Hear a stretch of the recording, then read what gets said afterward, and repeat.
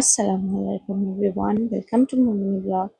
এখানে দেখতে পারেন আমি কিছু কুটুম আইসলাতে কুটুম আইবার আগে আমি মাছ আনছন মাংস আনছন এগুলো সব রেডি উঠে করে নিলাম।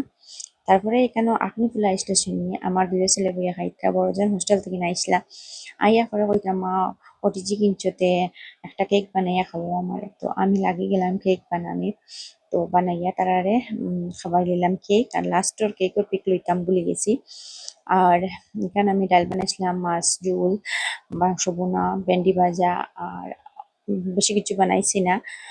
আর হইল কি স্যালাড এগুলা। তো তারা রাতে আইয়া খাইয়া হইয়া গেলা গিয়ে আইসলা হইল কি আমার মাসির শ্বশুর শাশুড়ি তারা আমার বাড়িতে আইসলে না, প্রথমবার আইসেন। আর মাসি আইসেন কিন্তু শ্বশুর শাশুড়ি প্রথমবার আইসেন। তো খুব বেশি ভালো লাগছে।